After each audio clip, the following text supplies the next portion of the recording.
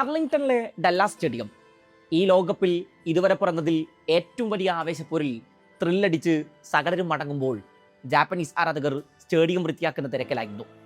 മൈതാനത്തിനകത്തും പുറത്തും സമുറായികൾ എല്ലാ കാലവും വിശ്വവേദിയിൽ ഫുട്ബോൾ ലോകത്തിന്റെ മനങ്ങ പറഞ്ഞിട്ടുണ്ട്.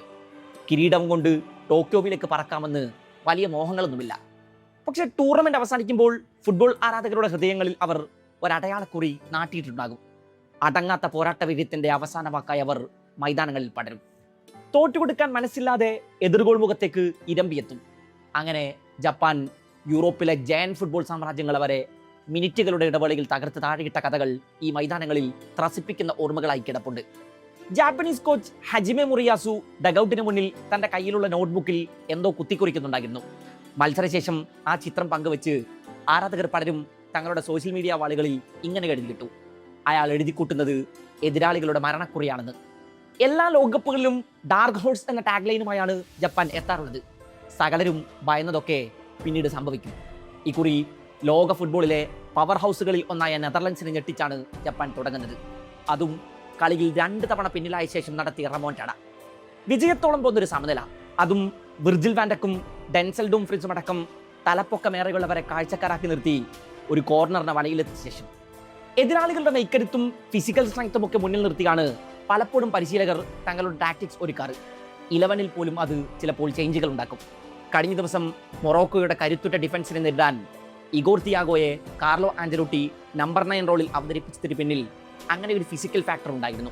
എന്നാൽ അതങ്ങ് ഫലം കണ്ടില്ലെന്ന് മാത്രം. ഉയരക്കാരായ കളിക്കാർ ഏറെയുള്ള നെതർലൻഡ്സിനെതിരെ ഏരിയൽ ബോളുകൾ കളിക്കാൻ ജപ്പാൻ പണിപ്പെടും എന്നുറപ്പായിരുന്നു. സെറ്റ് പീസുകളിൽ നിന്ന് ലക്ഷ്യം കാണുക അവരെ സംബന്ധിച്ച് അത്ര എളുപ്പമല്ലായിരുന്നു. എന്നാൽ കളി അവസാനിക്കാൻ മിനിറ്റുകൾ മാത്രം ബാക്കി നിൽക്കെ ഡൈച്ചി കമാഡ ജപ്പാനായി സമനില പിടിച്ചു വാങ്ങിയത് ഒരു സെറ്റ് പീസിൽ നിന്നാണ്. ഗോൾ രഹിതമായ ആദ്യ പകുതിക്ക് ശേഷം രണ്ടാം പകുതിയിലാണ് കളിയിലെ 4 ഗോളുകളും പിറന്നത്. 51-ാം മിനിറ്റിൽ ഗ്രാവൻബർഗിന്റെ ക്രോസിനെ മനോഹരമായ ഒരു ഹെഡറിലൂടെ വലയിലെത്തിച്ച് വെർജിൽ വാൻഡക് ഡച്ച് പടയെ മുന്നിലെത്തിക്കുന്നു. ദേശീയ കുപ്പായത്തിൽ വാൻഡക്കിന്റെ 13-ാം ഗോളായിരുന്നു അത്.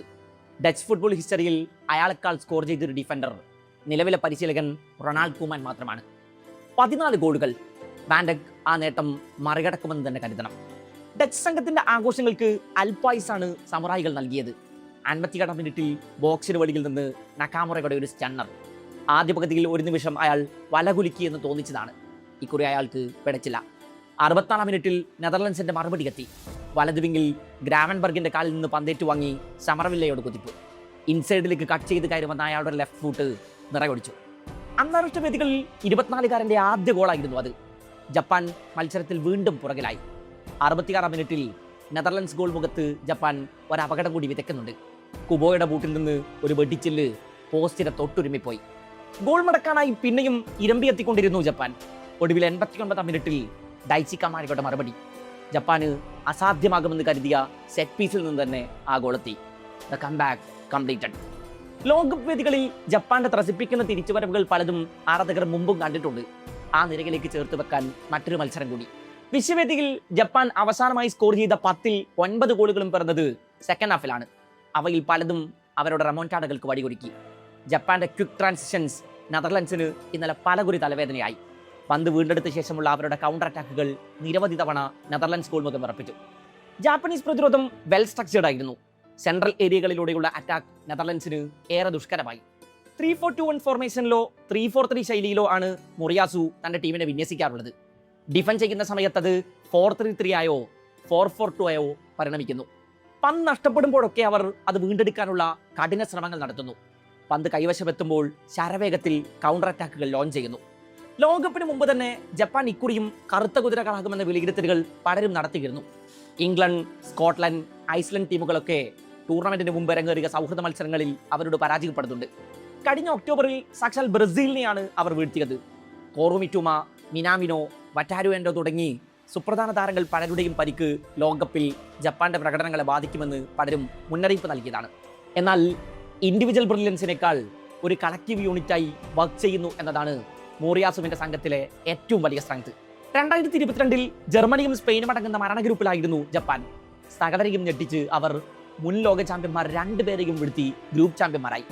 ജർമ്മനിക്ക് ഗ്രൂപ്പ് റൗണ്ടിൽ തന്നെ അവർ നാട്ടിലേക്ക് മടക്ക ടിക്കറ്റ് അടിച്ച് കയ്യിൽ കൊടുത്തു. എന്നാൽ റൗണ്ട് ഓഫ് 16-ൽ അവർ ക്രൊയേഷ്യയോട് തോറ്റ് പുറത്തായി. ഇക്കുറി യൂറോപ്യൻ ടീമുകൾക്കെതിരെ മികച്ച റെക്കോർഡുകളുമായാണ് അവർ ലോകകപ്പിനെത്തുന്നത്. അവസാനം കളിച്ച 10 യൂറോപ്യൻ ഒപ്പോണൻസിനോട് ജപ്പാൻ പരാജയപ്പെട്ടിട്ടില്ല. ഗ്രൂപ്പ് എഫിൽ സ്വീഡനും ടുണീഷ്യയുമാണ് ജപ്പാന്റെ മറ്റെതിരാളികൾ. സ്വീഡൻ ടുണീഷ്യക്കെതിരെ വമ്പൻ ജയം കുറിച്ചതോടെ നെതർലൻഡ്സിനും ജപ്പാനും ഇനിയുള്ള മത്സരങ്ങൾ ഏറെ നിർണായകമാകും. നെതർലൻഡ്സിനെതിരെ കുറിച്ച വിജയത്തോളം പോന്ന ഈ സമനില മറ്റു മത്സരങ്ങളിൽ ജപ്പാൻ ഊർജ്ജമാകും.